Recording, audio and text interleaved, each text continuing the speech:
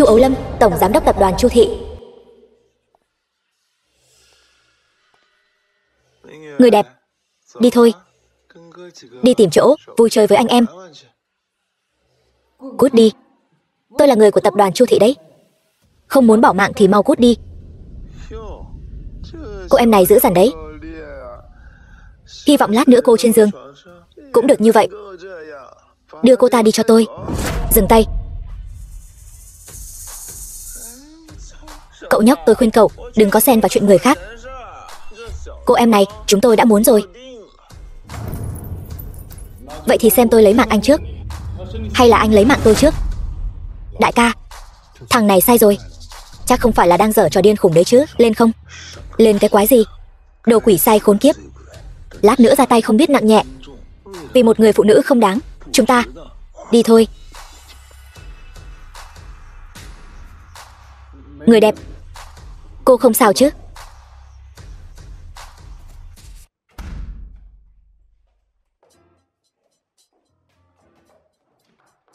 Người phụ nữ này sai rồi. Nặng quá đi. Anh chờ một chút. Anh có biết tại sao tối nay tôi lại uống rượu không? Bởi vì ba tôi, người thân duy nhất của tôi trên thế giới này, ông ấy lại muốn tôi gả cho một người đàn ông mà tôi không thích. Anh nói có nực cười không chứ? Nực cười.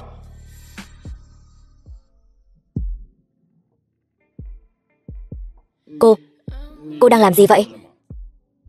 Tối nay tôi là của anh.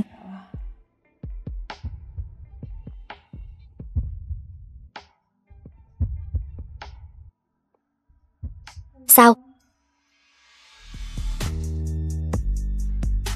Anh không dám sao? Ai nói tôi không dám?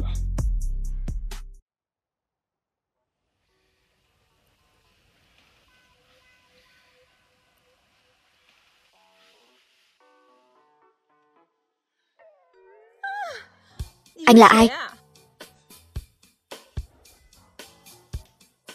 Anh là ai? Cút xuống cho tôi. Tối qua tôi đã cứu cô đến một câu cảm ơn cũng không có thì thôi đi, còn đánh tôi. Hơn nữa, tối qua rõ ràng là cô chủ động trước.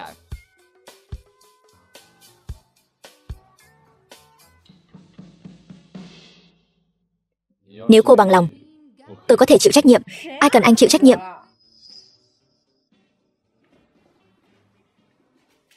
Cầm số tiền này rồi cút ngay đi.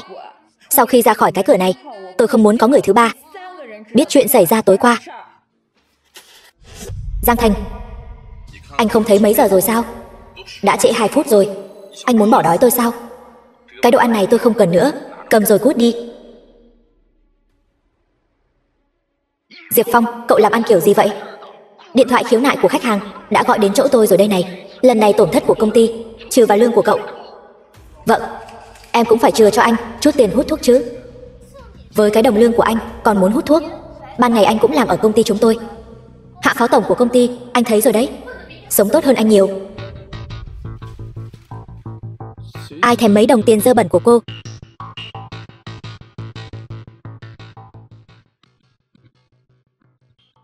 Đồ khốn.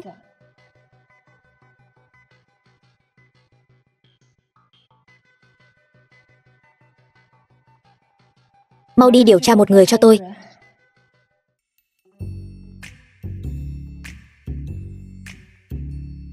Người phụ nữ này sao say rượu rồi mà còn quậy phá thế này?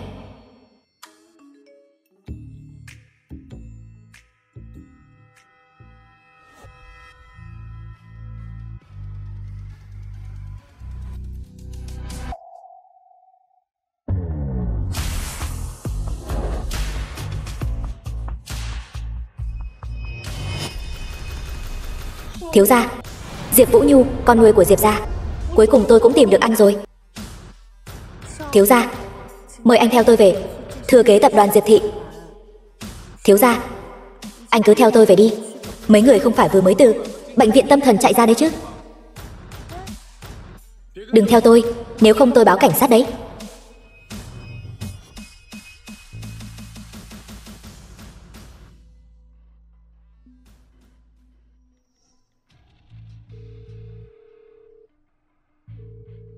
Diệp thiếu gia, cuối cùng anh cũng gọi điện cho tôi. Tôi thật sự là cái người thừa kế tập đoàn Diệp Thị, giá trị thị trường ngàn tỷ sao, không sai. Về phần quá trình cụ thể, tôi gặp mặt rồi nói chuyện kỹ hơn với anh nhé. Được. Nhưng nếu bây giờ tôi muốn mua lại tập đoàn Thịnh Đạt, cần bao lâu? Nửa tiếng. Được, tôi ở tập đoàn Thịnh Đạt đợi cô.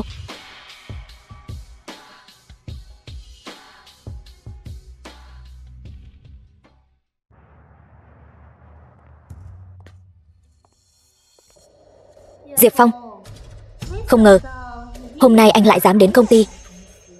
Nếu tôi là anh, sau khi bị đuổi việc, không có mặt mũi đến đâu. Anh biết sao? Tôi nói chuyện với anh đấy. Cái loại chuyện vụng trộm cô cũng dám làm ra. Rốt cuộc ai mới là người nên thấy xấu hổ? Anh, Diệp Phong, cậu đã bị đuổi việc rồi, còn ngây ra đó làm gì? Mau cầm lấy đống rác rưởi của cậu, cút đi cho tôi. Tôi thấy người nên cút là anh. Cô là ai? Cũng dám quản chuyện công ty chúng tôi? Kể từ bây giờ, tập đoàn Thịnh Đạt mang họ Diệp. Diệp thiếu gia, theo yêu cầu của anh, tập đoàn Thịnh Đạt đã bị Diệp Thị chúng ta mua lại. Sau này, anh chính là chủ tịch của tập đoàn Thịnh Đạt. Diệp thiếu gia. Diệp Phong, người này chắc là diễn viên cậu thuê đến đấy nhỉ? Tập đoàn Thịnh Đạt của tôi giá trị thị trường gần 10 tỷ. Sao có thể để một tên vô dụng như cậu có thể tìm người mua lại chứ? Có phải hay không, anh xem thử chẳng phải sẽ biết sao.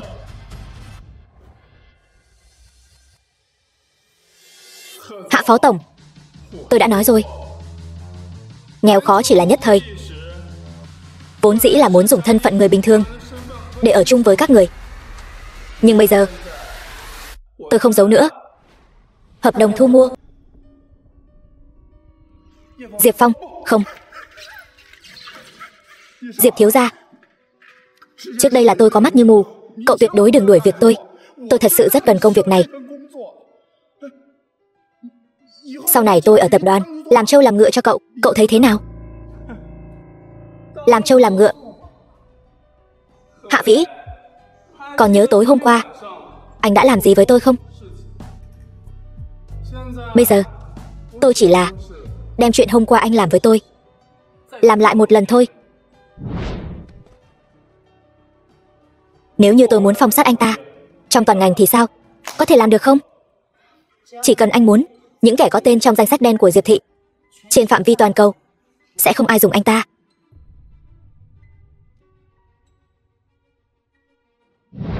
Diệp Phong. Diệp thiếu gia, là tôi không nên ngủ với vợ cậu, là tôi không nên đê tiện, đều là tôi sai. Nhưng mà đều là con tiện nhân này quyến rũ tôi. Diệp thiếu gia. Diệp Phong, anh đừng. Anh tuyệt đối đừng nghe anh ta nói bậy. Đều là anh ta ép tôi. Anh ta ngay cả một ngón tay cũng không sánh bằng anh. Tôi sao có thể để ý đến anh ta chứ? Diêu Dai Dai, cô là một người phụ nữ đã kết hôn. Nếu không phải cô không biết xấu hổ trèo lên giường của tôi có thể ngủ với cô sao? Anh, đủ rồi. Hai người các người, cút hết cho tôi. Diệp Phong, em biết sai rồi. Chúng ta tái hôn có được không? Em vẫn là vợ anh. Dựa vào cái gì mà tôi phải cần một người phụ nữ bị người ta ngủ rồi? Diêu Dai Dai, cô thật khiến tôi cảm thấy ghê tởm. Tối hôm qua, lúc cô ly hôn với tôi, đã từng nghĩ tới sẽ có bây giờ chưa? Diệp Phong, anh còn là đàn ông không? Có thể rộng lượng một chút được không? Em chỉ là phạm một cái lỗi mà người phụ nữ nào cũng sẽ mắc phải thôi. Cút đi. Từ nay về sau, tôi và cô không còn liên quan gì nữa.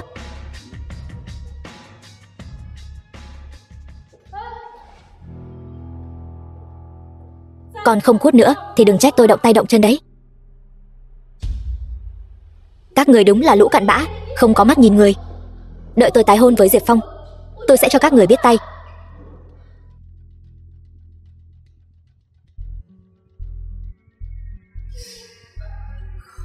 Đồ phế vật không đáng tin. Bây giờ, có thể nói cho tôi biết là chuyện gì đang xảy ra không? Năm đó, Chủ tịch Diệp và mẹ của anh là mối tình đầu của nhau. Hơn nữa đã đến mức nói chuyện cưới gả rồi. Kết quả là vì một vài hiểu lầm trong đó, dẫn đến việc mẹ anh giận dỗi bỏ đi. Những năm này, Chủ tịch Diệp vẫn luôn tìm anh. Vậy tại sao ông ấy không đến? Chủ tịch Diệp đã qua đời rồi. Tâm nguyện duy nhất của ông ấy trước khi lâm chung chính là để tôi tìm được anh, đưa anh về kế thừa toàn bộ Diệp gia. Vậy cô? Tôi là con gái nuôi của Chủ tịch Diệp, cũng là vị hôn thê mà ông ấy để lại cho cậu. Cái gì? Có vấn đề gì sao? Cô đừng vội, để tôi suy nghĩ đã.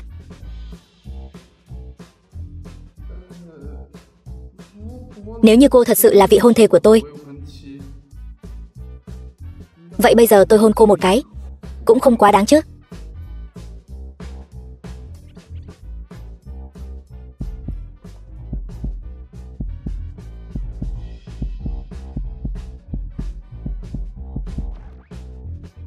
Đùa cô thôi.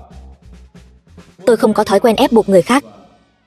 Nếu như cô có người mình thích, bất cứ lúc nào cũng có thể kết hôn với người khác, không cần phải tuân thủ quy định gì cả. Hơn nữa, đến lúc đó, tôi sẽ chuẩn bị cho cô một phần cổ phần của tập đoàn Diệp Thị, làm của hồi môn. Anh có biết tập đoàn Diệp Thị, cổ phần của nó trị giá bao nhiêu tiền không? Trước khi ba tôi qua đời, tôi đã không thể báo hiếu. Đều là cô ở bên cạnh ông ấy. Cổ phần của tập đoàn Diệp Thị vốn dĩ phải có một phần của cô. Những thứ tiền bạc này, sống không mang đến, bỏ mạng không mang đi, đủ dùng là được.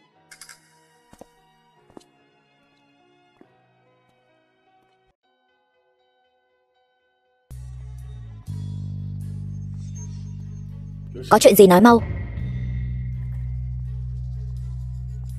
Diệp Phong, em biết ngay mà, trong lòng anh vẫn còn có em. Anh xem, sổ hộ khẩu em mang đến rồi đây. Chúng ta bây giờ đi cục dân chính làm thủ tục tái hôn. Diêu Dai Dai, hôm qua là do tôi nói không rõ ràng hay là cô nghe không rõ ràng? Tôi, Diệp Phong, tuyệt đối sẽ không cần đồ bỏ đi. Diệp Phong, em biết mà, anh vẫn còn giận em sao? Em và Hạ Vĩ đã tuyệt giao rồi. Em hứa với anh, từ nay về sau, em chỉ thuộc về anh. Đừng chạm vào tôi, dơ bẩn. Diệp Phong, vì anh, em ngay cả lòng tự trọng của một người phụ nữ cũng vứt bỏ. Rốt cuộc anh còn muốn em thế nào nữa? Tự trọng? Nếu như lòng tự trọng của cô là sau khi ngoại tình vẫn có thể vô liêm sỉ bám lấy, vậy thì tôi không còn gì để nói. Anh, Diêu Dai Dai, thật ra người cô để ý vĩnh viễn cũng chỉ có bản thân cô mà thôi. Thì sao chứ? Diệp Phong, cơ hội tôi đã cho anh rồi. Người phụ nữ như tôi, nếu như anh không biết trân trọng, đến lúc đó anh đừng hối hận đấy. Tôi thấy người hối hận là cô mới đúng. Là cô.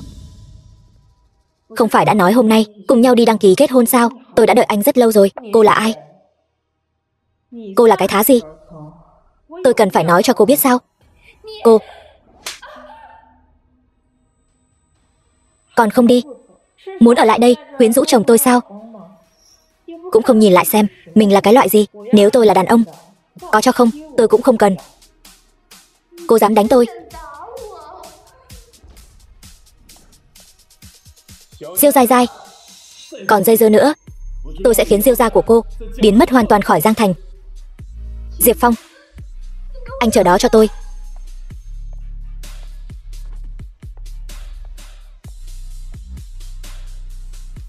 Tôi vừa giúp anh định báo đáp tôi thế nào?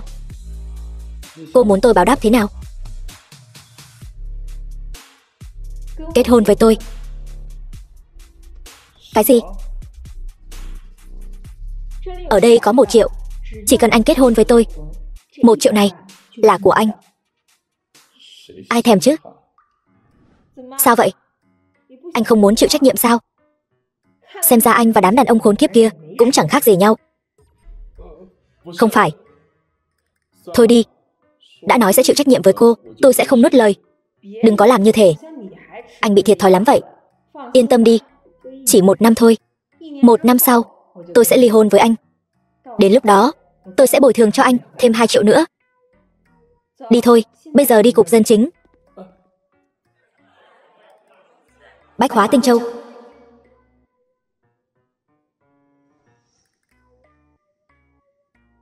Cô đưa tôi đến đây làm gì? Lát nữa dẫn anh đi gặp ba tôi.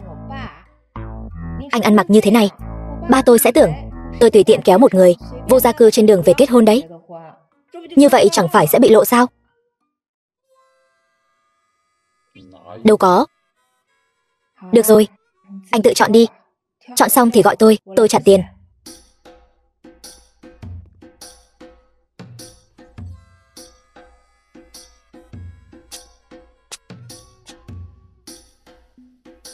Một cái áo khoác mà tận 28.000 tệ. Đừng đụng vào. Làm bẩn rồi anh đền nổi không? Đồ nhà quê. Tôi không cầm lên xem thử, làm sao biết có hợp với tôi không? Dù anh mặc vào có đẹp trai hơn Ngô Ngạn Tổ cũng vô dụng thôi. Anh cũng mua không nổi. Sao cô biết tôi mua không nổi? Mặc đồ không biết là từ cái đống rác nào lượm được. Còn dám nói mua nổi quần áo ở chỗ chúng tôi. Anh có biết đồ ở cửa hàng chúng tôi đắt đến mức nào không? Như cái áo khoác anh vừa xem ấy. Chắc là anh nhịn ăn nhịn uống cả tháng cũng không mua nổi. Chẳng phải cô cũng chỉ là một người bán quần áo thôi sao? Có tư cách gì mà ở đây khinh người như vậy? Anh Diệp Phong, anh chọn xong chưa vậy? Cái này đúng không? Gói lại. Thì ra là được bao nuôi. Thảo nào kiêu ngạo như vậy. Cô nói gì? Vị tiểu thư này, tôi thấy cách ăn mặc của cô chắc hẳn cũng là người có tiền. Tôi khuyên cô nên mở to mắt ra, đừng để bị người ta lừa tiền lại còn bị lừa tình.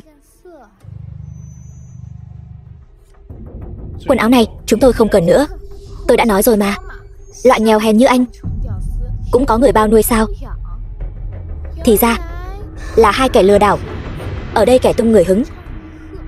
Chẳng lẽ là muốn trộm quần áo trong cửa hàng chứ gì? Cút nhanh lên, nếu không tôi sẽ gọi bảo vệ. Người nên cút là cô.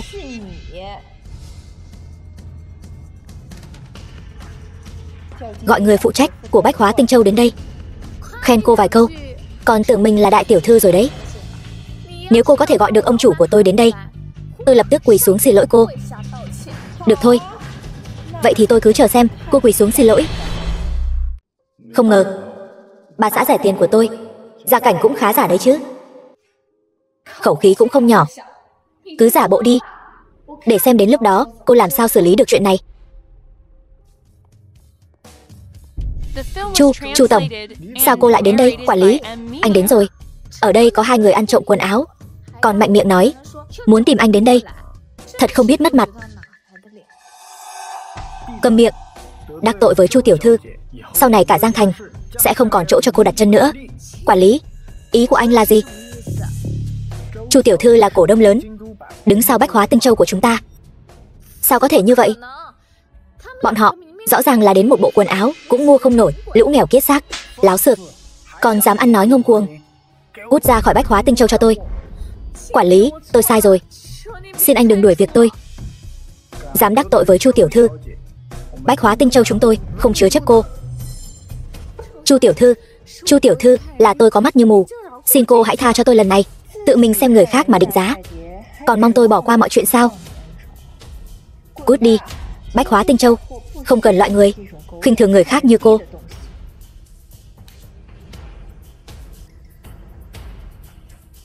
Chu tiểu thư, cô cứ từ từ chọn. Quả nhiên người đẹp vì lụa, lúa tốt vì phân. Thay bộ quần áo này vào, trông cũng ra dáng thiếu gia nhà giàu đấy. Bị cô phát hiện rồi. Thật ra tôi vốn dĩ là thiếu gia đời thứ 2. Anh mà là thiếu gia đời thứ 2 thật thì còn ly hôn với vợ cũ làm gì? Xin lỗi nha, có phải tôi khơi gợi nỗi đau của anh rồi không? Cũng không hẳn. Người phụ nữ đó đã là chuyện quá khứ rồi. Không phải nói dẫn tôi đi gặp ba cô sao? Chúng ta mau đi thôi. Anh đã là vợ chồng rồi, ít ra cũng phải ra dáng vợ chồng chứ.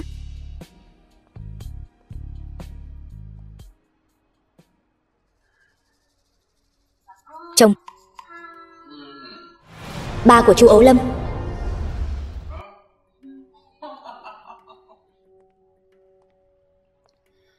Ba,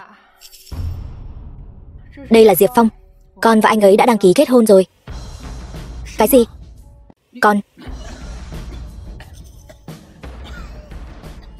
Chú Ấu Lâm, nếu như gả cho cái thằng nhóc nghèo này, vậy thì nó chính là ở rể Chu gia.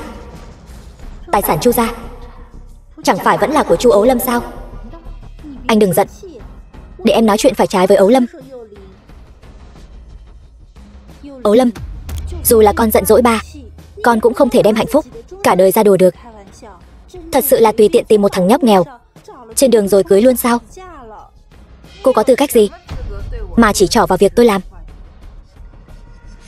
Quốc Cường, anh xem nó kia. Đừng khóc, em biết em chỉ là người ngoài, không có tư cách xen vào chuyện Chu gia của các người. Ai nói thế? Em là người của anh, sao lại là người ngoài? Ấu Lâm, mau xin lỗi mẹ con đi, cô ấy cũng xứng sao? Đồ hỗn trướng. Sau khi con nắm quyền điều hành tập đoàn Chu thị thì cánh cứng rồi phải không? Bây giờ ba ra lệnh cho con lập tức ly hôn với thằng nhãi danh này, gả cho Trương thiếu gia. Thì ra cô ta tìm mình kết hôn là vì không muốn gả cho người khác. Con không, con đã mang thai con của Diệp Phong rồi. Sao tôi không biết chuyện này? Câm miệng. Cái thứ không ra gì này. Sao mẹ con lại sinh ra cái thứ không biết liêm sỉ như con? Ba không có tư cách nhắc đến mẹ con. Mẹ con còn chưa lạnh nắm mồ, người đàn bà này đã leo lên giường của ba rồi. Rốt cuộc ai mới là kẻ không biết liêm sỉ? Con. Ba đánh cái đồ bất hiếu như con. Ông không có tư cách đụng vào cô ấy. Cái thằng nhóc không quyền không thế như cậu, cậu còn dám đánh trả? Đồ vô dụng. Con có biết ba đã tốn bao nhiêu tâm tư để Chu gia có thể liên hôn với Trương gia? Bây giờ con ngay lập tức ly hôn với thằng nhãi danh này cho ba. Không thể nào. Cho dù con có bỏ mạng cũng sẽ không gả cho Trương Truyền. Thằng nhãi, nếu cậu biết điều thì mau chóng ly hôn với con gái tôi đi. Nếu không, để Trương thiếu gia biết được thì cậu sống không bằng bỏ mạng đâu. Cái này không cần ông phải lo lắng. Về phần Ấu Lâm, tôi tuyệt đối sẽ không để người đàn ông khác cướp đi cô ấy. Cậu nực cười. Trương thiếu gia là người như thế nào? Một thằng nhóc nghèo hèn như cậu có thể ngăn cản được sao? Vậy thì cứ thử xem. Ấu Lâm, chúng ta đi thôi. Con đi rồi thì đừng về Chu gia nữa. Nhìn thì kiêu căng, ngang ngược vô lý, hóa ra đều là bị người khác ép buộc. Cô không sao chứ? Kể từ khi mẹ tôi qua đời thì không còn ai quan tâm đến cuộc sống của tôi nữa. Tôi đã quen rồi. Đã nhận tiền của cô rồi, tôi sẽ giúp cô đến cùng. Yên tâm đi, cô là người phụ nữ của tôi tuyệt đối sẽ không để người đàn ông khác cướp cô đi. Ngay cả Diệp Phong còn không sợ, mình còn có gì phải lo lắng chứ?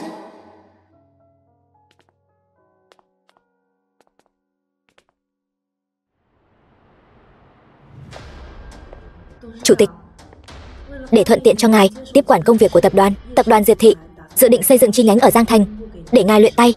Gia tộc bản địa ở Giang Thành là Trương gia. Sau khi biết tin, đặc biệt vì ngài tổ chức một buổi tiệc nghênh đón, thời gian được ấn định vào 3 ngày sau. Được, tôi biết rồi. Anh nhìn tôi chằm chằm như vậy làm gì? Đừng căng thẳng. Sau này cô cứ gọi tôi là Diệp Phong đi. Giữa chúng ta không phân biệt trên dưới. Còn nữa, hôm nay cô trang điểm rất đẹp. Tiệc nghênh đón tôi sẽ không đi đâu. Cô thay tôi đi, cũng như nhau thôi. Vâng, đúng rồi. Đây là chủ tịch tiền nhiệm, chuẩn bị cho anh thẻ đen kim loại. Bên trong có hạn mức 100 tỷ, để anh sử dụng hàng ngày.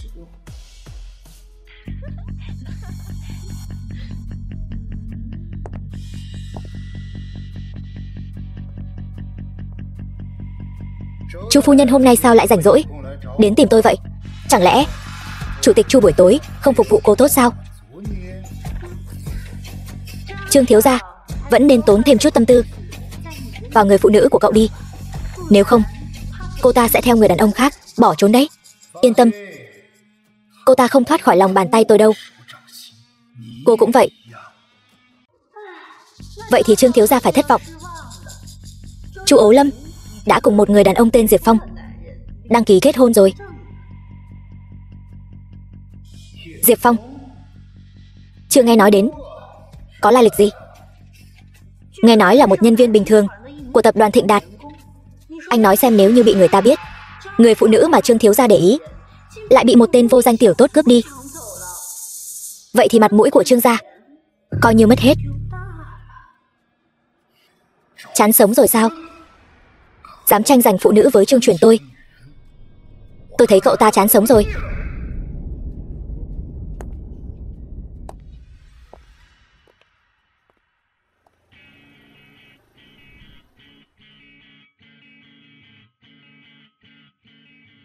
Xe cộ chính là bộ mặt của đàn ông. Phải mua một chiếc xe như thế nào mới xứng với mình bây giờ? Ở đây không được đỗ xe. Mau chóng rời cái xe rách nát này đi. Chẳng phải là đang đỗ xe rồi sao?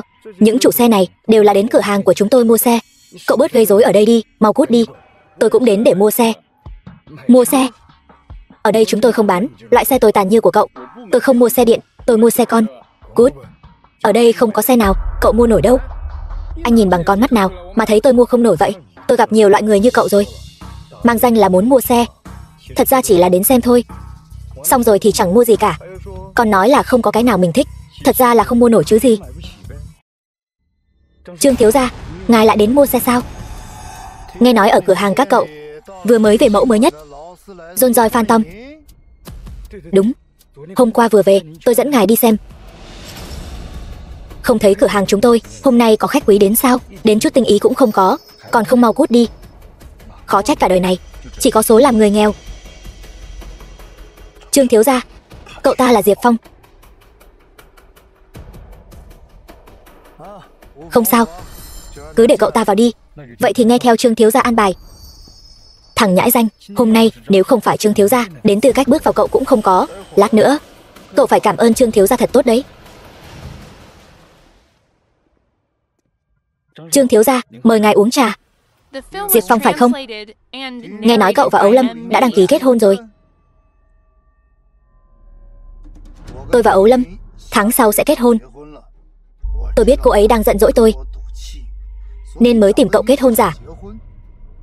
Nói đi, cô ấy đã cho cậu bao nhiêu tiền? Tôi có thể cho cậu gấp đôi.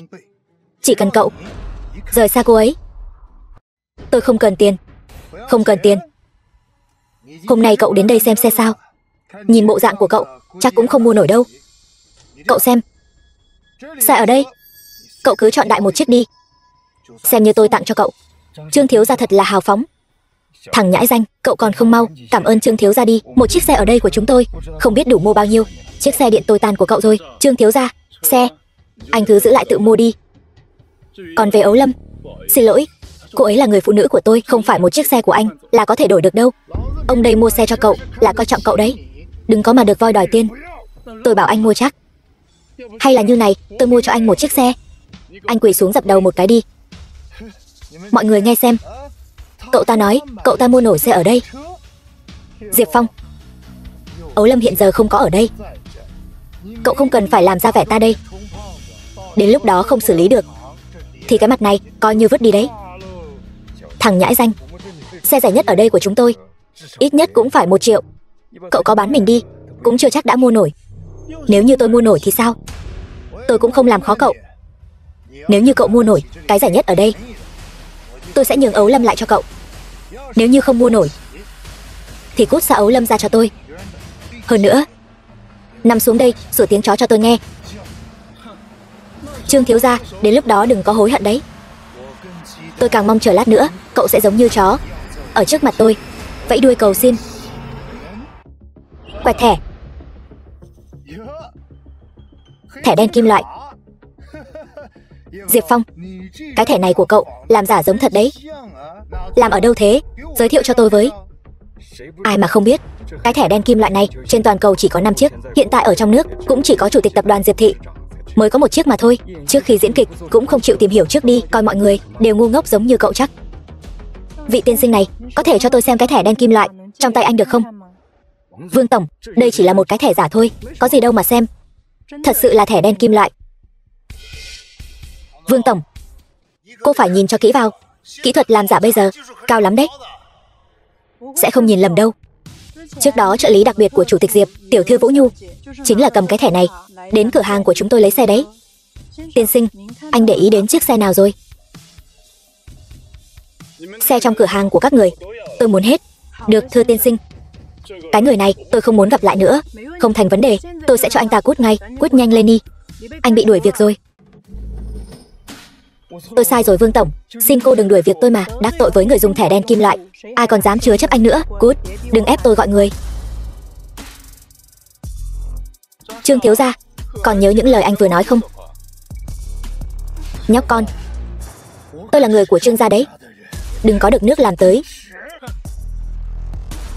Vậy Trương thiếu gia muốn nuốt lời rồi sao? Cậu chờ đó cho tôi.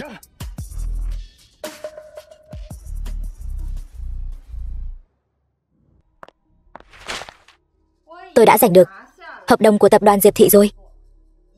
Sau này các người đừng ép tôi gả cho Trương Truyền nữa. Quốc Cường, nếu Ấu Lâm thực sự gả cho một kẻ nghèo rớt mồng tơi như vậy, thì sau này Chu gia còn phải nuôi thêm cái đồ ăn bám này nữa. Chuyện này mà đồn ra ngoài thì còn mặt mũi nào nữa. Bây giờ con mau chóng ly hôn với cái thằng nghèo đó đi. Ba, sao ba có thể trở mặt nhanh như vậy chứ? Thật không biết xấu hổ. Theo tôi thấy, lần này cậu chỉ là gặp may thôi. Trương gia là người mà một kẻ không quyền không thế, làm công ăn lương như cậu có thể chống lại được sao? Theo tôi thấy, cậu nên biết điều cầm tiền rồi biến đi cho khuất mắt. Đừng có nhúng tay vào chuyện của Chu gia chúng tôi nữa. Nếu không, đợi Trương thiếu gia ra tay, cậu sẽ không có kết cục tốt đâu.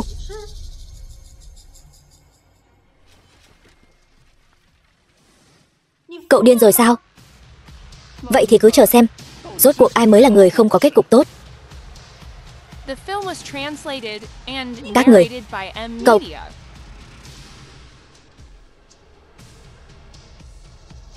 để cho con nhỏ Chu Ấu Lâm đó giành được hợp tác với tập đoàn Diệp Thị. Nhưng cũng tốt, như vậy mình sẽ có lý do để tiếp cận chủ tịch Diệp rồi. Không ngờ anh cũng khá đáng tin đấy. Nhưng đắc tội với Trương Truyền rồi, sau này ở Giang Thành anh sẽ không có ngày lành đâu. Bây giờ anh có thể chọn từ bỏ 1 triệu kia, tôi cũng sẽ không bắt anh trả. Em nói gì vậy? Tôi có phải là người coi trọng tiền bạc đến vậy đâu. Tôi đã nói sẽ chịu trách nhiệm với cô đến cùng mà. Ai cần anh chịu trách nhiệm chứ?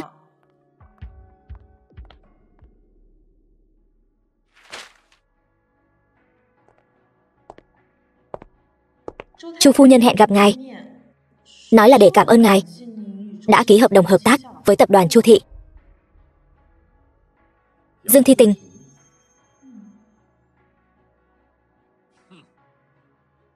việc Ấu Lâm bị ép gả cho Trương Truyền chắc chắn không thể thiếu được. Sự bày mưu tính kế của cô ta, cô tìm một người đàn ông thay tôi đến dự. Nếu như cô ta muốn sử dụng những thủ đoạn bẩn thỉu đó, vậy thì cứ chiều theo cô ta. Vâng.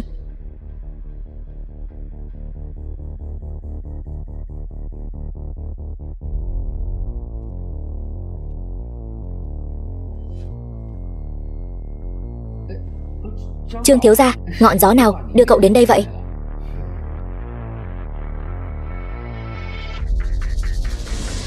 Tôi còn không biết tập đoàn Chu Thị của các người lại có bản lĩnh lớn đến vậy đấy. Dám tranh hợp tác với tập đoàn Trương Thị của tôi. Không phải chuyện đó, Trương thiếu gia, cái hợp đồng này là do cái thằng nghèo tên Diệp Phong kia cướp được đấy. Trước đây tôi thật sự không biết gì hết. Được rồi Chủ tịch Chu, ông đừng có diễn kịch cho tôi xem nữa. Cái hợp tác này vốn dĩ là của tập đoàn Trương Thị tôi. Nếu như ông có thể trả nó lại cho tôi, thì tôi sẽ bỏ qua mọi chuyện. Nếu không, Chu gia các người cứ chờ phá sản đi. Chuyện này, Trương thiếu gia, cậu hiểu lầm rồi. Cái hợp đồng này tôi vẫn luôn thay cậu bảo quản cẩn thận, chỉ là đang đợi cậu đến thôi.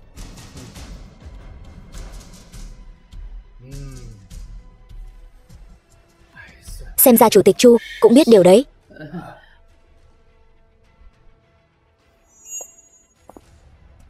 Trương thiếu gia, đi thong thả.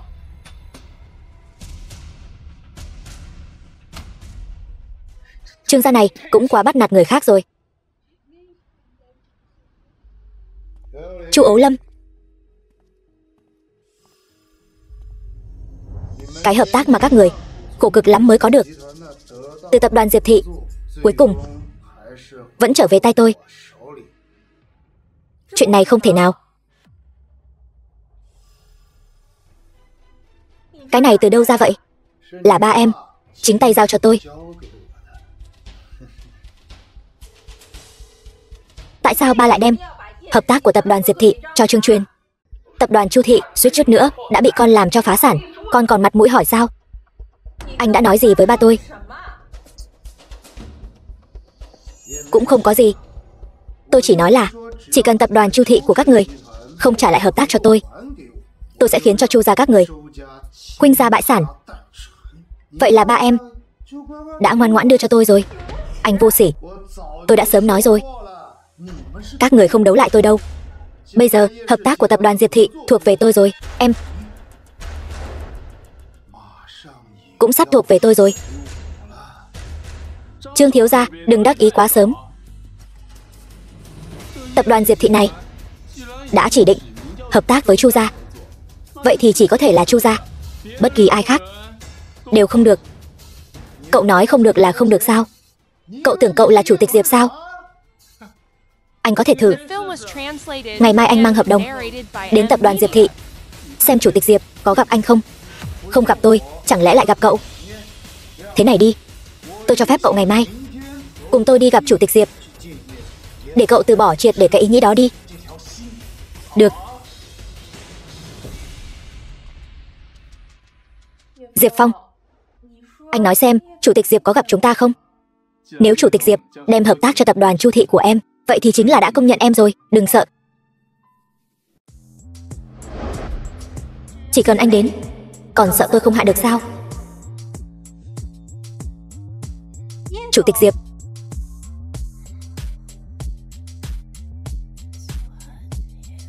Chủ tịch Diệp, người ta đợi anh lâu lắm rồi đó.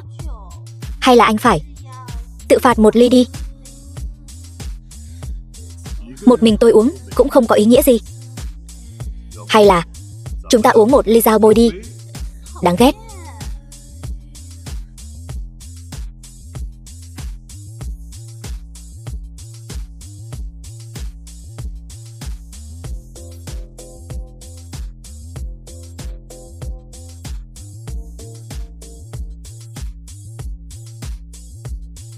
Hình như em say rồi. Say rồi.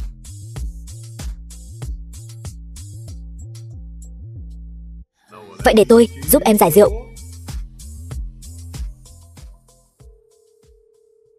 Diệp Phong, anh mau nghe điện thoại đi. Chu Ấu Lâm, sao chỉ có một mình em vậy? Diệp Phong đâu? Chẳng lẽ là sợ mất mặt nên chạy rồi sao? Anh không nói gì, cũng không ai nói anh là câm đâu. Sao còn sốt ruột lên thế? Không sao đâu, Ấu Lâm. Đợi em gả vào Trương gia chúng tôi, chúng ta cũng không còn phân biệt gì nữa. Cái gì mà tập đoàn Chu Thị, tập đoàn Trương Thị, đó đều là người một nhà cả. Gả cho anh? Nằm mơ. Tôi còn chưa chia em đã từng kết hôn. Em lấy đâu ra mặt mũi mà dám từ chối tôi hả? Trương thiếu gia thật là uy phong quá nhỉ. Dám ở ngay trước cửa tập đoàn Diệp Thị làm càn. Tiểu thư Ấu Lâm, tôi dẫn cô đi gặp chủ tịch Diệp của chúng tôi.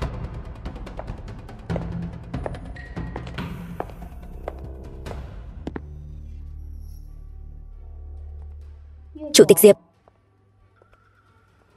Diệp Phong. Sao anh lại ở đây? Tập đoàn Thịnh Đạt trước đây chẳng phải đã bị Chủ tịch Diệp thu mua rồi sao? Tôi đến đây để báo cáo với Chủ tịch Diệp về tình hình của tập đoàn Thịnh Đạt. Vậy sao anh cứ không nghe điện thoại vậy? Làm tôi lao bỏ mạng đi được. Một nhân viên nhỏ bé cũng dám ngồi lên vị trí của Chủ tịch Diệp. Sao? Còn muốn mưu quyền soán vị sao? Chủ tịch Diệp còn chưa nói gì, anh có tư cách gì mà ở đây chỉ tay 5 ngón, không phải chứ, cậu? Diệp, trợ lý Diệp, tôi nói cho cô biết, thằng nhóc Diệp Phong vừa nãy ngồi ở vị trí của Chủ tịch Diệp. Cái này bày tỏ rõ là có ý đồ khó lường. Loại người này không thể giữ lại, cô mau đuổi cậu ta ra ngoài đi. Anh đây là đang dạy tôi làm việc sao? Hôm nay Chủ tịch Diệp sự có việc bận đột xuất, mời mọi người hôm khác lại đến. Cái gì chứ? Làm ông đây đi uổng công rồi. Tập đoàn Diệp Thị chúng tôi không hề mời Trương thiếu gia đến. Trương thiếu gia đừng có hắt nước bẩn lên đầu tập đoàn Diệp Thị chúng tôi. Trợ lý Diệp bớt giận.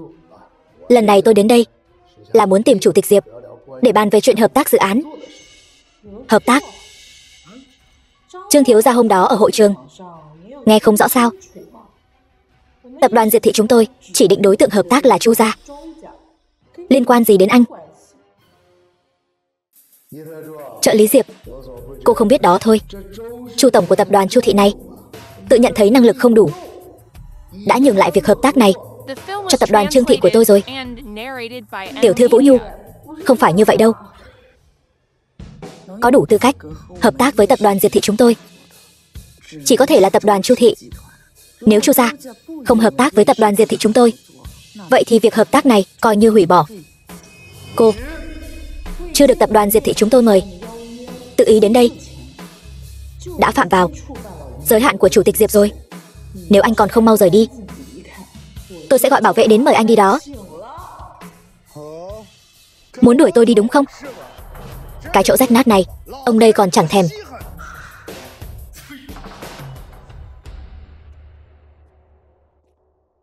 Tiểu thư Ấu Lâm, cô yên tâm. Chủ tịch của chúng tôi không phải là người thất tín.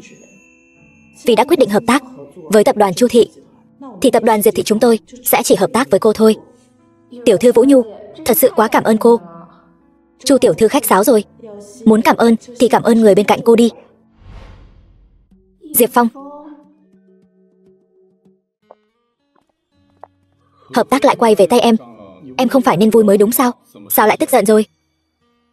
Anh đừng tưởng tôi không biết quan hệ giữa anh và tiểu thư Vũ Nhu là gì. Cô ấy biết rồi. Vì em đã biết rồi, vậy thì tôi cũng được thôi. Diệp Phong, quả nhiên là anh và tiểu thư Vũ Nhu không rõ ràng. Chẳng phải anh nói sẽ chịu trách nhiệm đối với tôi đến cùng sao? Đồ lừa đảo. Anh đừng có giả ngốc cho tôi. Nếu không phải anh quen được tiểu thư Vũ Nhu, thì lần này sao cô ấy lại nói muốn tôi cảm ơn anh? Còn nữa, tôi vẫn luôn thắc mắc, tập đoàn Diệp Thị sao lại bằng lòng hợp tác với Chu gia tôi? Thì ra cũng là vì anh. Anh cười gì? Tôi cười có người đánh đổ cả hũ giấm rồi. Ai nói tôi ghen? Tôi quả thật có quan hệ không bình thường với Vũ Nhu, tôi biết ngay mà. Nhưng không phải như em nghĩ đâu. Tóm lại, em yên tâm, ngoài em ra, tôi chưa từng chạm vào người phụ nữ nào khác. Anh chạm hay không chạm thì liên quan gì đến tôi?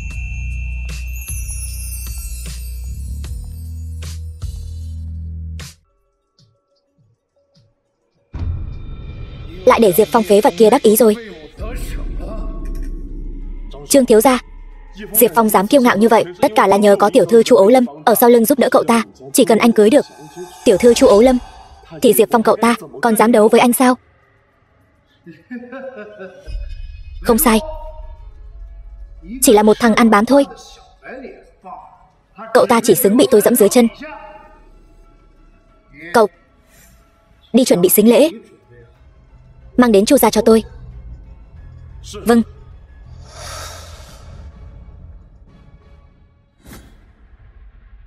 Ngày hôm sau tại hoa viên Chu gia, Chủ tịch Chu, Trương thiếu gia, mời ngồi. Không biết Trương thiếu gia đến đây lúc này có gì chỉ giáo? Là như vậy, vốn dĩ hôn ước của tôi và Ấu Lâm đã định vào tháng sau. Nhưng để tránh đêm dài lắm mộng, tôi muốn cùng Ấu Lâm nhanh chóng kết hôn. Cho nên hôm nay đến đây là để đưa sính lễ. Cậu xem, khách sáo quá rồi. Trong này có toàn bộ bất động sản của tập đoàn Trương Thị ở khu Tây Giao, 2 trung tâm thương mại ở trung tâm thành phố, cùng với một nửa số siêu xe thuộc danh nghĩa Trương Thị, thêm một tấm chi phiếu trị giá 10 tỷ làm sính lễ mà Trương gia dành cho tiểu thư Chu Ấu Lâm. Tổng cộng có đến hơn 20 tỷ. Toàn bộ vốn của tập đoàn Chu Thị chúng tôi cộng lại còn không có nhiều như vậy. Tôi đã nói rồi mà, Ấu Lâm gả cho Trương Truyền tôi sẽ không chịu thiệt đâu. Cậu xem cậu nói kia, cái này đâu chỉ là không chịu thiệt chứ, quả thực là lời chắc chắn mà. Ấu Lâm đâu? Tôi gọi con bé ra đây ngay. Ấu Lâm, Ấu Lâm, mau lại đây, nhà có khách quý. Chủ tịch Diệp, Trương thiếu gia mang sính lễ đến Chu gia rồi. Sính lễ? Vũ Nhu, cô chuẩn bị một chút đi, chúng ta cũng đưa đến Chu gia một phần sính lễ. Chỉ cần ngăn cản Chu Ấu Lâm gả cho Trương Truyền, ân tình Diệp Phong nợ cô ta coi như trả xong. Đến lúc đó mình sẽ là nữ chủ nhân của Diệp gia. Vâng.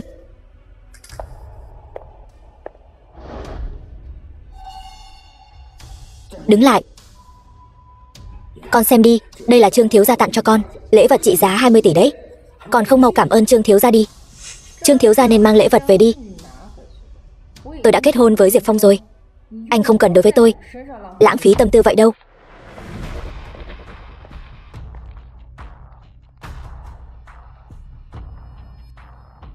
Cẩn thận một chút, đây là lễ vật chủ tịch Diệp dặn dò mang đến Chu gia. Nếu có bất kỳ sai sót nào, tôi sẽ hỏi tội các người.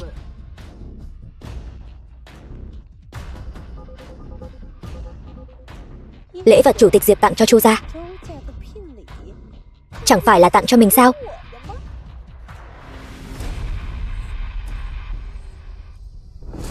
Hỗn trướng, sao con dám nói chuyện với Trương thiếu gia như vậy? Ba, sao ba có thể vì một người ngoài mà đánh con gái của ba chứ? Người ngoài nào? Chúng ta sắp sửa là người một nhà với Trương thiếu gia rồi. Chủ tịch Chu, đừng nóng giận. Ấu Lâm cũng chỉ là nhất thời xúc động nên mới cùng với thằng nhóc nghèo Diệp Phong đó kết hôn thôi. Ông nói xem, trên đời này có ai lại không thích tiền chứ? Phải, đúng không, Ấu Lâm? Trương thiếu gia vẫn nên tự mình sống với tiền của anh đi. Chu Ấu Lâm, em đừng có ở đây mà giả thanh cao nữa. Lão tử hết lần này đến lần khác nhường nhịn em, không phải để em lên mặt với tôi. Hôm nay tôi nhất định phải có được em. Đi thôi. Dừng tay. Tiểu thư Vũ Nhu, tiểu thư Vũ Nhu, sao cô lại đến đây? Theo lệnh chủ tịch Diệp, đến đây để đưa lễ vật cưới cho Chu gia. Chủ tịch Diệp, tôi biết ngay mà, chủ tịch Diệp nhất định sẽ đến cưới tôi. Ý cô là gì? Cái gì mà chủ tịch Diệp muốn cưới cô? Ý là tôi đã là người phụ nữ của chủ tịch Diệp rồi. Chủ tịch Diệp trẻ hơn anh, giàu hơn anh. Anh một thằng già sống nay bỏ mạng mai. Nếu không phải thấy anh sắp bỏ mạng đến nơi, tôi đâu phí thời gian với anh lâu như vậy. Đồ đê tiện, dám đánh tôi. Đợi lát nữa chủ tịch Diệp đến, tôi sẽ khiến tập đoàn Chu Thị của các người phá sản. Cô muốn khiến ai phá sản? Diệp Phong. Tôi còn tưởng là đích thân chủ tịch Diệp đến đấy, không ngờ lại là một tên vô dụng như cậu. Chủ tịch Diệp thật là hào phóng, cho tôi nhiều sính lễ như vậy. Chủ tịch Diệp ở đâu? Mau dẫn tôi đi gặp anh ấy. Chu phu nhân, tôi nghĩ là cô đã hiểu lầm rồi. Đây là chủ tịch của chúng tôi gửi quà mừng tân hôn của tiểu thư Ấu Lâm và tiên sinh Diệp Phong. Không phải, trợ lý Diệp, có phải cô đã hiểu lầm gì rồi không? 2 hôm trước tôi còn gặp chủ tịch Diệp, chúng tôi còn láo xược. Chủ tịch Diệp của chúng tôi chưa từng gặp mặt cô. Cô dám vu khống thanh danh của chủ tịch chúng tôi. Người đâu? Đuổi cô ta ra khỏi Giang Thành, vĩnh viễn không được xuất hiện ở Giang Thành. Không phải, tôi thật sự đã gặp chủ tịch Diệp. Cô gọi chủ tịch Diệp đến đây, anh ấy nhất định nhận ra tôi. Trợ lý Diệp, đồ tiện nhân, đáng đời. Đến cả lễ vật cưới cũng phải để người khác đưa giúp. Tôi nói thẳng, Diệp Phong, Cậu không có tiền thì cưới vợ làm gì? Ở vậy cả đời đi. Nhưng lễ vật của tôi chắc chắn sẽ nhiều hơn anh. Nực cười. Cậu có biết tôi cho Ấu Lâm bao nhiêu tiền sính lễ không? 20 tỷ. Chứ không phải 20 đồng. Cậu lại không phải con trai của Chủ tịch Diệp. Vậy thì có thể đưa cho cậu bao nhiêu sính lễ? Mấy trăm ngàn là cùng. Vậy thì Trương thiếu gia thật sự là xem thường tập đoàn Diệp thị của tôi.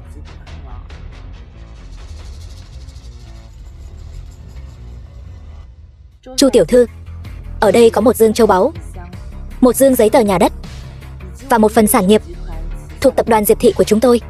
Ngoài ra, Chủ tịch Diệp còn chuẩn bị một món quà đặc biệt. Đây là 1% cổ phần của tập đoàn Diệp thị, giá trị thị trường 300 tỷ. Sau này, cô chính là cổ đông của tập đoàn Diệp thị. 300 tỷ. Tiểu thư Vũ Nhu, ý của cô là những thứ này còn bao gồm cả cổ phần tập đoàn Diệp thị trị giá 300 tỷ. Chủ tịch Diệp đều tặng hết cho chúng tôi sao? Không sai. Chủ tịch Diệp thật là hào phóng. Trương thiếu gia, 300 tỷ này so với 20 tỷ của anh vẫn là nhiều hơn một chút. Tinh tướng cái gì? Cậu đâu phải là Chủ tịch Diệp. Chủ tịch Chu, chắc là ông sẽ không đổi ý chứ? Không phải, cái này ông nên suy nghĩ kỹ. 300 tỷ tuy rằng nhiều hơn 20 tỷ của tôi, nhưng dù sao cũng không phải của Diệp Phong. Nhỡ đâu ngày nào đó Chủ tịch Diệp không vui, thu lại một xu cũng không kiếm được. Chủ tịch Chu nên suy nghĩ kỹ. Nếu như ông từ chối Chủ tịch Diệp, không chỉ mất 300 tỷ, mà sự hợp tác giữa các người và tập đoàn Diệp thị cũng đừng mong tiếp tục. Tuy rằng Diệp Phong nghèo, nhưng dù sao cậu ta cũng có Diệp gia ở phía sau chống lưng cho cậu ta. Tiểu thư Vũ Nhu, cô nói quá lời rồi. Nếu như ngay cả Chủ tịch Diệp tôi cũng dám từ chối, vậy thì có hơi không biết điều rồi. Chu Quốc Cường, ông nên suy nghĩ kỹ đi. Trương gia chúng tôi là để một Chu gia nhỏ bé như ông có thể đắc tội được sao? Trương thiếu gia, Trương gia dù lợi hại đến đâu, chẳng phải trên đầu còn có Diệp gia sao? Trương thiếu gia, chẳng lẽ không coi Diệp gia ra gì sao?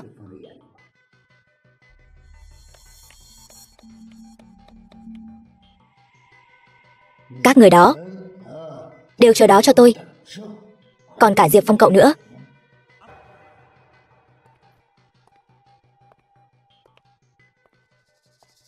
Diệp tiên sinh, Chu tiểu thư, tôi đi trước đây. Chủ tịch Diệp lại cho tôi tận 300 tỷ làm quà mừng tân hôn. Anh đã làm thế nào vậy? Trước đây tôi đã thay mặt Chủ tịch Diệp bàn được một dự án lớn trị giá hàng ngàn tỷ để thưởng cho tôi. Chủ tịch Diệp đã hứa sính lễ cưới của tôi. Chủ tịch Diệp này đúng là người tốt bụng. Tốt cái gì mà tốt? Đừng tưởng có Chủ tịch Diệp chống lưng cho cậu mà cậu xứng với Ấu Lâm. Cậu vẫn chỉ là một thằng nhóc nghèo. Đừng đến quấy rầy con gái tôi. Cút.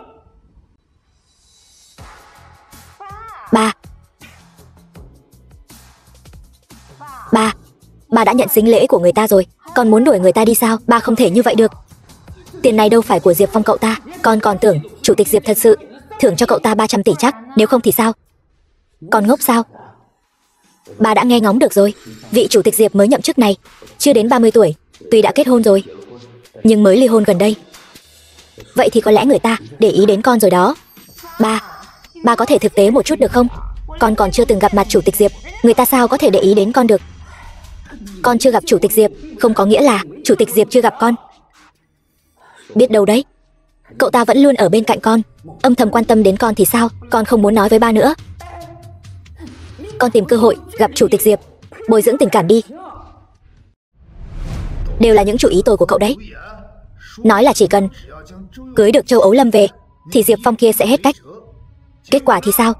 Người thì không cưới được, mặt mũi thì mất hết. Trương thiếu gia bớt giận, tôi nghĩ ra một cách hay hơn rồi. Các cậu nói tốt nhất là có tác dụng. Nếu không, tôi sẽ ném cậu ra ngoài đường, đi ăn xin đấy. Nói, chẳng phải ngày kia là sinh nhật của tiểu thư Chu Ấu Lâm sao? Chúng ta có thể thừa lúc cô ta không để ý mà bỏ thuốc vào rượu của cô ta. Sau đó anh có thể chiếm đoạt cô ta. Sau sự việc, anh còn có thể nói là do Chu tiểu thư quyến rũ anh. Như vậy Chu tiểu thư dù không muốn gả cũng phải gả thôi. Cũng coi như có chút tác dụng đấy. Bây giờ ba của tiểu thư Ấu Lâm sẽ không ép cô ấy gả cho Trương Truyền nữa. Anh định khi nào thì hủy bỏ hôn ước với tiểu thư Ấu Lâm? Không. Chỉ cần Ấu Lâm đồng ý, tôi có thể cả đời không hủy bỏ hôn ước với cô ấy. Vậy còn tôi thì sao? Tôi là vị hôn thê của anh. Vũ Nhu, cô... Xin lỗi. Anh không có gì phải xin lỗi tôi cả. Ngay từ đầu, chỉ là do tôi tự nguyện mà thôi. Tiểu thư Ấu Lâm thật hạnh phúc. Sau này cô cũng sẽ tìm được hạnh phúc của riêng mình. Ngày kia là sinh nhật tiểu thư Ấu Lâm. Vừa rồi chủ tịch Chu phái người đưa thiệp mời đến. Hy vọng anh có thể nể mặt tham dự tiệc sinh nhật của tiểu thư Ấu Lâm. Sinh nhật Ấu Lâm? Chuyện tôi là chủ tịch tập đoàn Diệp Thị, giấu cô ấy cũng đã lâu rồi.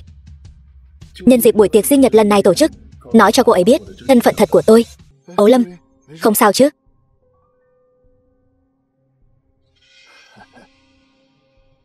Coi như rơi vào tay tôi rồi. Yên tâm đi, lát nữa trên giường tôi sẽ yêu thương em thật nhiều. Hai người này sao nhanh chóng thân nhau vậy?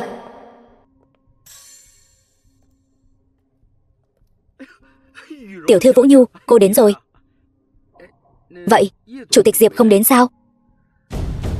Ấu Lâm đâu? Ấu Lâm là người mà cậu muốn gặp là gặp được sao? Hơn nữa, hôm nay là tiệc sinh nhật của Ấu Lâm, cũng không có mời cậu. Cút.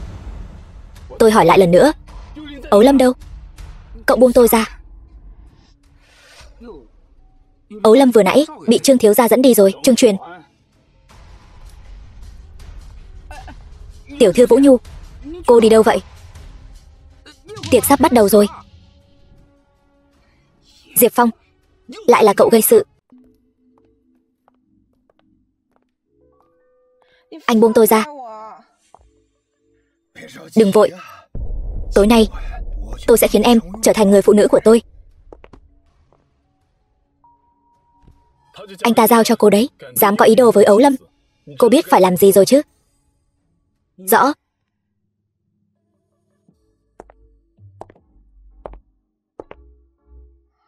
Nóng quá. Lát nữa cởi.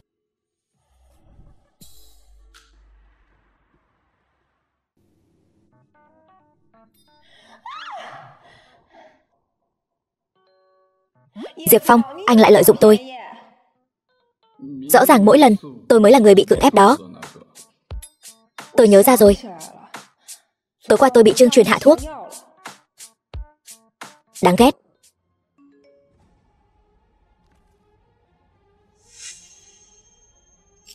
Anh cười cái gì chứ?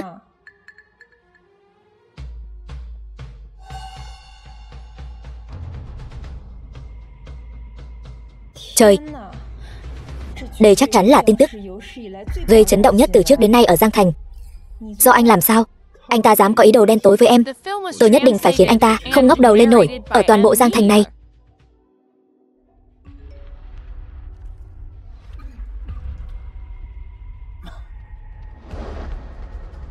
Mau, mau chóng gỡ cái tên đó xuống cho tôi. Đằng sau hình như có người cố ý thao túng chúng ta. Đã tốn một số tiền lớn để gỡ hết, nhưng gỡ không được. Đồ vô dụng. Xem thử cậu bày ra chủ ý tốt đẹp gì đi. Người thì không ngủ được, còn làm tôi phải bồi thêm vào. Sau này cậu bảo tôi sống ở Giang Thành này thế nào đây? Cút.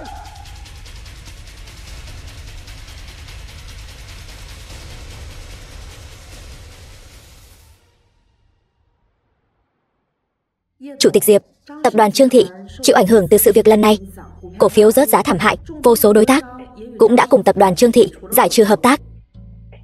Làm tốt lắm. Đây là việc nên làm của Vũ Nhu. Dám có ý đồ đen tối với Ấu Lâm, mọi chuyện mới chỉ bắt đầu.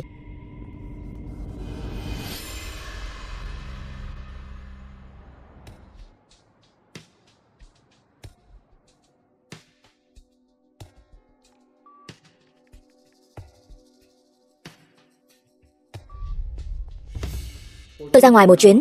Nếu Ấu Lâm đến đây, cô nói cho tôi biết một tiếng. Vâng, thưa chủ tịch.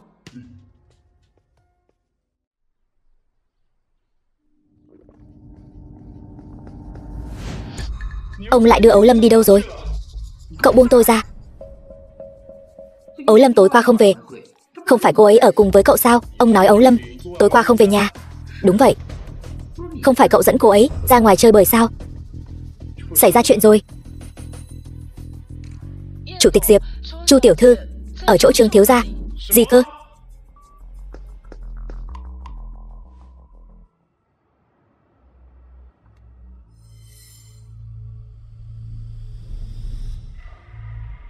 Trương Truyền, anh muốn làm gì? Nghe nói chủ tịch Diệp để ý đến cô, đương nhiên là tôi phải đem cô tặng cho chủ tịch Diệp rồi.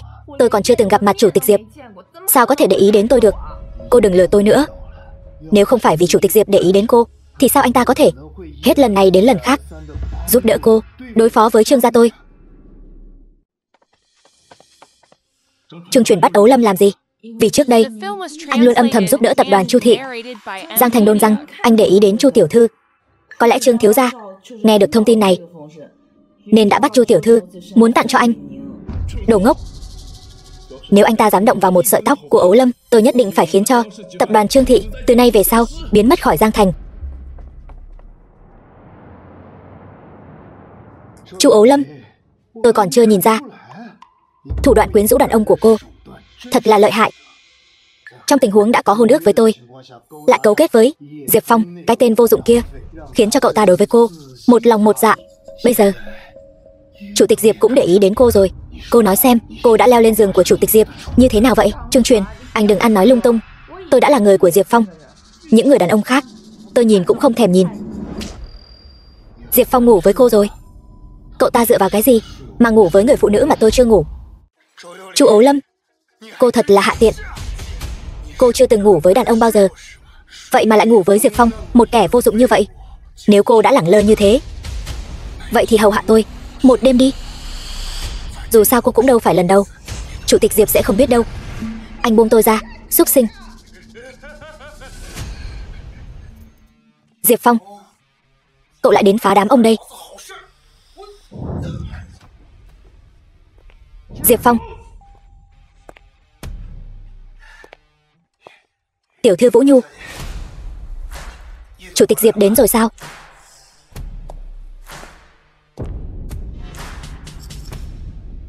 Tiểu thư Vũ Nhu, cô đang làm gì vậy?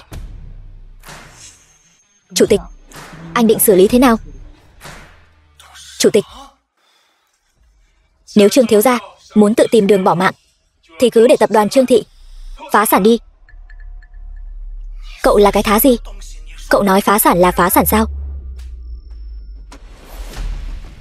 Láo xược, dám bất kính với chủ tịch Diệp. Tiểu thư Vũ Nhu, cô có nhầm lẫn gì không?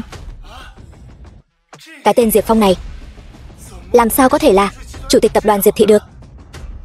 Cậu ta nhất định là giả mạo. Cô tuyệt đối đừng để bị cậu ta lừa. Trương thiếu gia, đây là đang nghi ngờ tập đoàn Diệp thị của tôi sao? Không, không phải vậy. Tôi tuyệt đối không có ý chất vấn tập đoàn Diệp thị. Chỉ là cái tên Diệp Phong này, cậu ta không thể nào là chủ tịch tập đoàn Diệp thị được. Như vậy chẳng phải sẽ khiến Trương thiếu gia thất vọng rồi sao? Tôi chính là chủ tịch tập đoàn Diệp thị. Cậu, chuyện trước đây anh hạ thuốc Ấu Lâm, cho anh bài học về tập đoàn Trương thị còn chưa đủ sao? Là cậu làm. Nếu không thì sao? Diệp Phong, đồ xúc sinh, đồ xúc sinh. Trước đây chỉ cho anh chút giáo huấn nhỏ, bây giờ tập đoàn Trương thị của anh sẽ vì hành vi của anh mà phải trả một cái giá thảm khốc. Vũ Nhu, cứ để tập đoàn Trương thị hoàn toàn biến mất khỏi Giang Thành. Vâng, chủ tịch.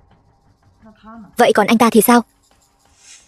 Dạy cho anh ta một bài học thích đáng nhất chính là để anh ta tận mắt chứng kiến tập đoàn Trương thị vì những chuyện ngu xuẩn mình gây ra mà đi đến Diệp Phong.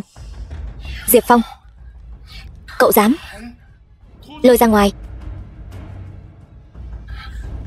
Diệp Phong, cậu dám động vào Trương gia tôi sẽ không tha cho cậu đâu. Diệp Phong.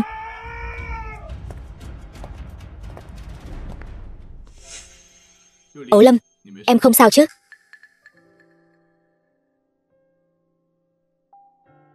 Anh thật sự là chủ tịch tập đoàn Diệp Thị sao? Xin lỗi em, Ấu Lâm, tôi nên nói cho em biết sớm hơn. Cũng may là anh. Nếu như hôm nay vị chủ tịch Diệp đến là người khác, vậy thì sau này tôi thật sự không còn mặt mũi nào gặp anh nữa. Xin lỗi em, tôi đảm bảo sau này sẽ không để chuyện này xảy ra nữa.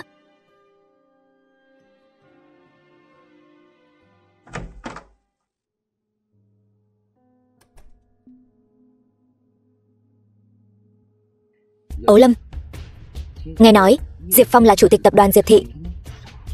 Sao thế? Ba lại muốn ép con ly hôn với Diệp Phong. Xem con nói kia, nếu ba thật sự muốn các con ly hôn thì các con còn có thể ở bên nhau sao? Nói còn hay hơn hát nữa. Ấu Lâm, con và chủ tịch Diệp định khi nào tổ chức hôn lễ? Lúc trước là vì không muốn gả cho Trương Truyền nên mới kết hôn giả với Diệp Phong. Bây giờ tập đoàn Trương Thị phá sản rồi, con không cần phải gả cho Trương Truyền nữa. Giấy kết hôn với anh ấy đương nhiên cũng coi như bỏ. Ba yên tâm, không cần ba ép, con sẽ nhanh chóng ly hôn với Diệp Phong thôi. Không được, con dám. Nếu con dám ly hôn với chủ tịch Diệp, sau này con đừng hòng bước chân vào cửa Chu gia nữa. Ba, lúc trước người ép con ly hôn với anh ấy là ba, bây giờ không cho con ly hôn cũng là ba. Rốt cuộc ba muốn con phải làm sao đây?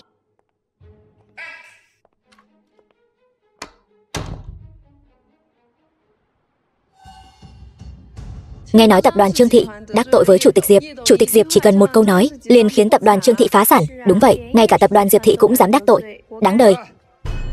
Còn dám ăn nói lung tung nữa, tôi lấy lưỡi các người. Điên rồi, chúng ta đi nhanh thôi.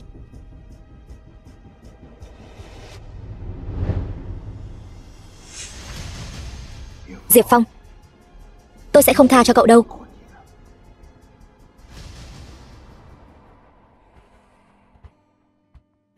Ấu Lâm, sao em lại đến đây? Hôm nay em đến, thứ nhất là muốn cảm ơn. Trước đây anh đã giúp đỡ tập đoàn Chu Thị rất nhiều. Lúc trước ép anh đi đăng ký kết hôn với em, đã cho anh 1 triệu. Bây giờ nghĩ lại, đều cảm thấy mình thật nực cười. Anh chưa bao giờ nghĩ như vậy cả. Ngoài ra, trước đây, vì trốn tránh việc kết hôn với Trương Truyền, ép anh đi đăng ký kết hôn với em. Bây giờ em không cần phải gả cho Trương Truyền nữa rồi. Chúng ta tìm thời gian đi làm thủ tục ly hôn đi. Khoảng thời gian này vất vả cho anh đã cùng em diễn kịch rồi. Không vất vả, anh tự nguyện mà. Ấu Lâm, chỉ cần em nguyện ý, anh có thể cùng em diễn tiếp. Ý của anh là?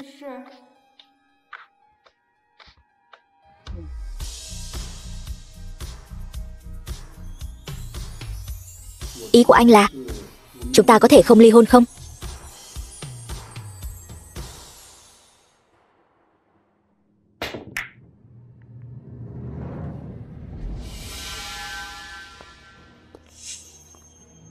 Quá giống, thật sự là quá giống.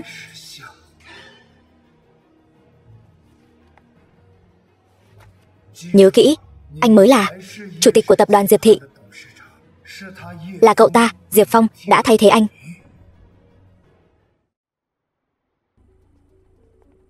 Chủ tịch, khoan hãy vào. Chuyện gì vậy? Công ty có một vị chủ tịch mới đến, trông giống anh như đúc, còn tuyên bố anh là giả mạo nữa. Nếu anh ta chỉ trông giống tôi, không đủ để chứng minh anh ta chính là Diệp Phong thật chứ? Đúng vậy, cho nên anh ta đã đưa ra bản giám định quan hệ ba con với vị chủ tịch cũ. Trên đó hiển thị anh ta chính là con trai của vị chủ tịch cũ. Cái gì? Ba tôi đã mất lâu như vậy rồi, anh ta lấy đâu ra bản giám định? Quái lạ ở chỗ này, lúc trước khi vị chủ tịch cũ lâm chung đã lấy ra miếng ngọc bội giống hệt cái trên cổ anh, nói là tín vật định tình của ông ấy và phu nhân. Chúng tôi chính là dựa vào manh mối này mới tìm được anh. Cái này đúng là do mẹ tôi để lại cho tôi. Có khi nào các người tìm nhầm người rồi không? Loại ngọc bội này chắc là rất phổ biến mà. Biết đâu anh ta cũng có một cái. Không thể nào. Chủ tịch Diệp đã nói đôi ngọc bội này là hàng đặt làm, trên toàn thế giới không thể tìm ra cái thứ ba được. Cho nên anh ta nhất định là giả mạo. Bây giờ người của hội đồng quản trị vì bản giám định quan hệ ba con kia đều tin vào cái người ở trong đó mới là con trai của vị chủ tịch cũ. Vậy ngoài cô ra còn có ai biết chuyện về miếng ngọc bội này không? Lúc đó chỉ có một mình tôi ở đó. Tôi nhớ ra rồi, chú Lâm có lẽ biết về chuyện ngọc bội. Chú Lâm là ai? Năm xưa chú Lâm đi theo lão chủ tịch cùng nhau gây dựng nên Giang Sơn Diệp Thị. Một nửa Diệp Thị này là thuộc về chú Lâm. Sau này sức khỏe chú Lâm không tốt, đã ra nước ngoài chữa bệnh. Chú Lâm là người có tiếng nói ở Diệp Thị. Chỉ sau lão chủ tịch nói như vậy, chỉ cần mời được chú Lâm về thì có thể vạch trần cái tên hàng giả kia rồi. Đúng, sự việc không nên chậm trễ. Bây giờ tôi sẽ lên đường đi mời chú Lâm về. Anh bảo trọng. Cô đi đường cẩn thận. Trương thiếu gia, bây giờ trên dưới tập đoàn Diệp Thị đều tin rằng tôi mới là đứa con trai ruột của lão chủ tịch. Cái tên Diệp Phong kia hôm nay cả ngày không thấy xuất hiện,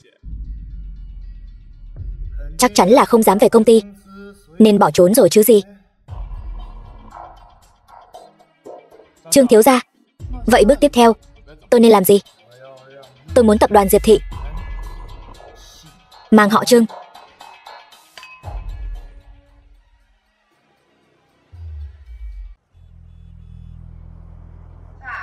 Ba tìm con.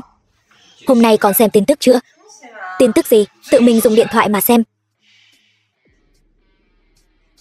Chuyện này chắc chắn là có người đang hãm hại Diệp Phong. Người ta có cả giấy giám định quan hệ huyết thống, còn cậu ta thì sao? Cậu ta có không? Chuyện này ầm ĩ như vậy, cả ngày không thấy bóng dáng đâu.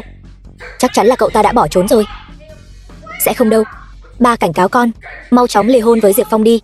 Nếu không, đừng hòng bước chân vào Chu gia nữa. Không về thì không về, dù sao con cũng sẽ không ly hôn với Diệp Phong đâu. Con.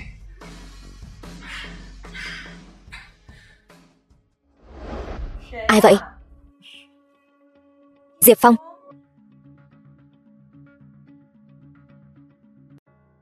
Cả ngày hôm nay em đều không liên lạc được với anh, lo lắng bỏ mạng mất. Được rồi, không sao rồi. Chuyện trên tin tức nói là thật sao? Nếu như anh nói là thật thì sao? Em cảnh cáo anh, đừng hòng đuổi em đi. Cho dù anh không phải là chủ tịch tập đoàn Diệp Thị, cả đời này em cũng theo anh. Yên tâm đi, anh sẽ chịu trách nhiệm với em đến cùng. Vũ Nhu đã đi tìm chứng cứ rồi. Chẳng bao lâu nữa, cái tên hàng giả kia sẽ bị đuổi khỏi tập đoàn Diệp Thị thôi. Đây chẳng phải là chủ tịch tập đoàn Diệp Thị sao? Không đúng, cậu chỉ là một kẻ giả mạo. Diệp Phong không phải là kẻ giả mạo, anh ấy mới là chủ tịch thật sự của tập đoàn Diệp Thị. Được thôi, vậy cô đi nói với các cổ đông của tập đoàn Diệp Thị đi, xem bọn họ có tin lời nói một phía của cô không. Anh Trương Truyền, tôi nhớ tập đoàn Trương Thị của anh chẳng phải đã bị tôi làm cho phá sản rồi sao? Hai chúng ta tình cảnh hiện tại có gì khác nhau sao?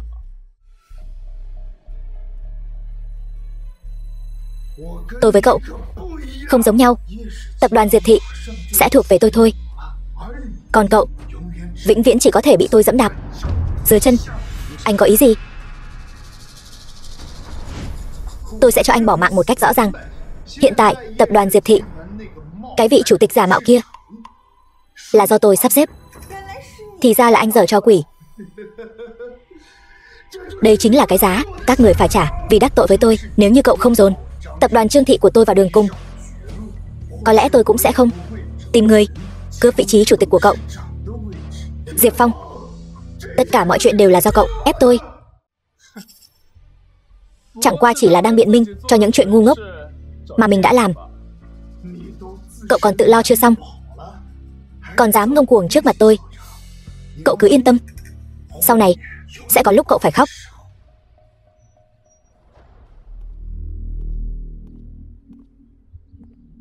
Diệp Phong, phải làm sao bây giờ? Đừng lo lắng, anh sẽ không để anh ta được như ý đâu.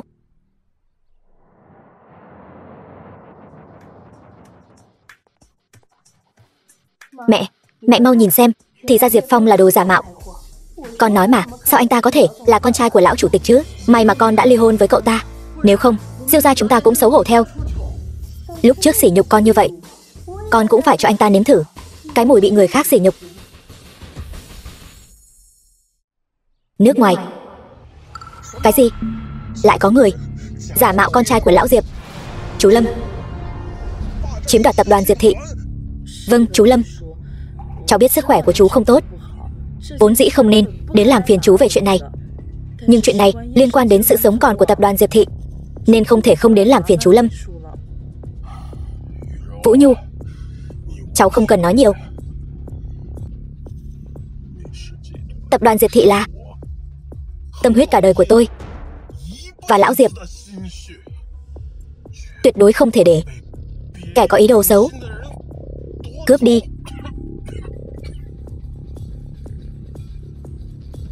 Không nên chậm trễ. Chúng ta lập tức về nước. Được. Trương thiếu gia đều đã chuẩn bị xong rồi. Đợi đến khi hội nghị thay đổi pháp nhân của tập đoàn Diệp Thị vào ngày mai kết thúc, tập đoàn Diệp Thị sau này sẽ là của Trương thiếu gia anh. Cậu làm tốt lắm. Đợi khi tôi trở thành chủ tịch Diệp Thị, chắc chắn sẽ không thiếu phần của cậu. Cảm ơn Trương thiếu gia.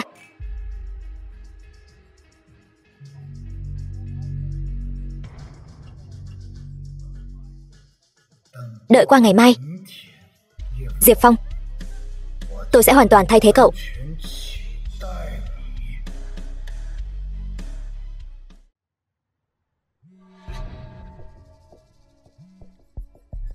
Chủ tịch Diệp, tôi và chú Lâm đã lên chuyến bay về nước rồi. Sáng mai có thể đến Giang Thành. Được.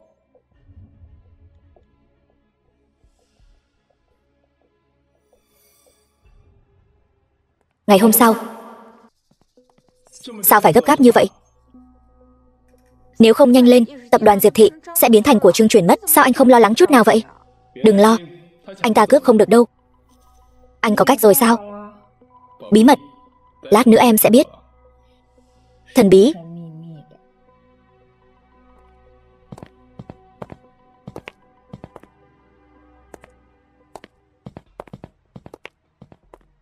Anh đợi em một chút, em đi vệ sinh một lát.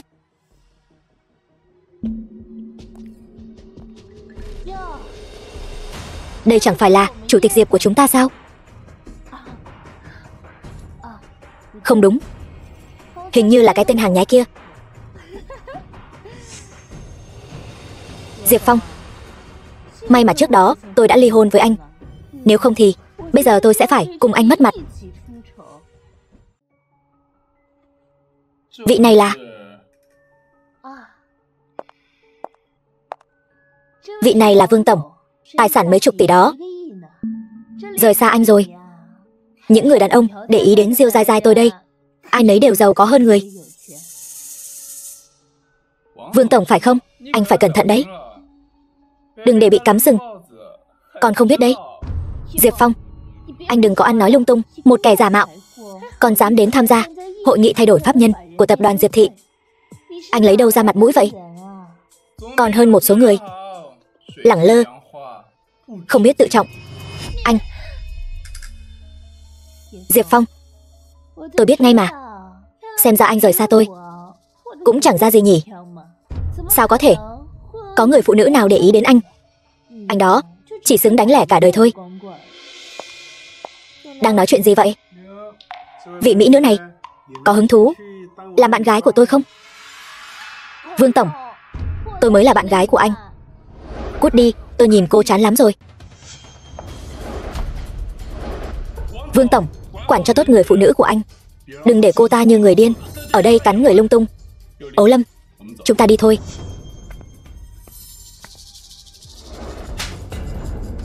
Đồ mất mặt. Diệp Phong, anh chờ đó cho tôi. Vương Tổng, anh đợi tôi với. Cái đồ giả mạo nhà cậu cũng dám đến tham gia hội nghị thay đổi pháp nhân của Diệp Thị. Cái mặt mo cậu đúng là không phải loại giày bình thường. Tôi đến là để lấy lại những thứ thuộc về tôi, không giống như ai kia muốn chiếm tổ chim khách. Đồ của cậu. Diệp Phong, bớt nằm mơ giữa ban ngày đi. Bây giờ cả Giang Thành ai mà không biết cậu chỉ là một kẻ giả mạo. Cho dù cậu có là chủ tịch thật đi nữa thì có ai tin chứ? Trương Truyền, anh chắc chắn là tôi không có chứng cứ. Có chứng cứ gì mà so được với giấy giám định quan hệ huyết thống? Hơn nữa, Nếu như cậu thật sự có chứng cứ thì đã lấy ra từ lâu rồi. Hà tất phải ở đây làm ra vẻ ta đây. Có một điều tôi rất tò mò, muốn thỉnh giáo Trương thiếu gia. Nói đi, bất cứ nghi hoặc nào của cậu tôi đều có thể giải đáp cho cậu. Bản giám định quan hệ huyết thống kia anh đã lấy được bằng cách nào? Lão chủ tịch đã qua đời một thời gian dài rồi, làm sao xét nghiệm ADN được? Nói cho cậu cũng không sao. Bản báo cáo giám định kia là tôi nhờ một tổ chức chuyên làm báo cáo giả ở nước ngoài làm. Với kỹ thuật của bọn họ có thể đánh cháo thật giả, cho nên sẽ không ai phát hiện báo cáo kia là giả. Thì ra là thế. Được rồi, Diệp Phong, tôi cũng không muốn phí lời với cậu nữa. Cậu chờ đó, cứ nhìn xem tôi đây tiếp quản tập đoàn Diệp Thị của cậu như thế nào. Trương Truyền, anh hèn hạ. Ấu Lâm, tập đoàn lớn nhất Giang Thành này sắp thuộc về tôi rồi. Bây giờ cô hối hận vẫn còn kịp. Chỉ cần cô và Diệp Phong này ly hôn đi, tôi có thể để cô làm người phụ nữ của tôi. Thế nào? Chú Ấu Lâm, cô đừng có được voi đòi tiên. Trương thiếu gia, cái tên Diệp Phong này quả thực không coi anh ra gì. Anh nên dạy dỗ anh ta một trận, nếu không anh ta sẽ được đà lớn tới. Có lý. Người đâu? Bắt lấy tên giả mạo này cho tôi. Tôi xem ai dám. Diệp Vũ Nhu, chẳng lẽ cô còn muốn bao che cho tên giả mạo này sao?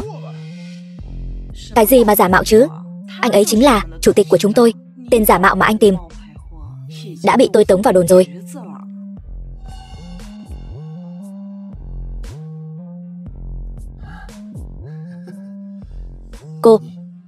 Cô làm sao chứng minh được cậu ta không phải là giả mạo?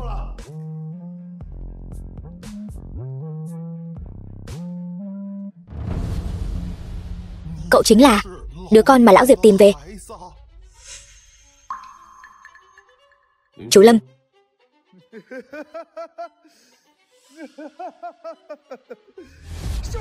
đừng diễn kịch ở đây nữa.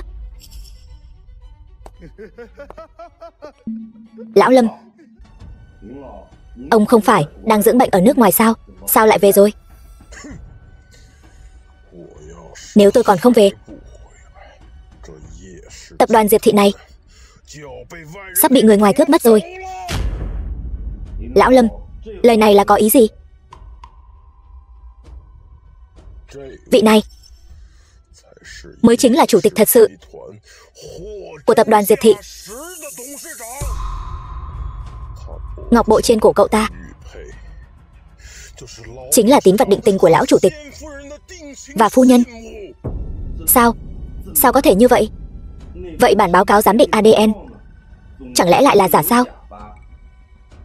Tôi đã mời người từ nước ngoài về làm giám định rồi, chứng thực đúng là giả. Chủ tịch, là do trước đây chúng tôi bị gian nhân che mắt, suýt chút nữa khiến tập đoàn Diệp Thị rơi vào tay kẻ khác. Chủ tịch, chúng tôi là tội đồ của tập đoàn Diệp Thị. Chuyện này cũng không thể trách các người. Cũng may bây giờ đã không sao rồi. Trương thiếu gia định đi đâu đấy?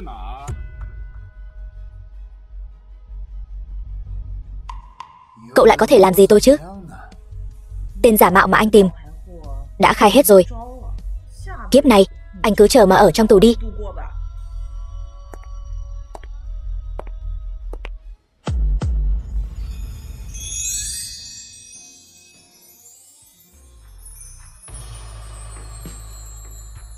Đã kết thúc rồi.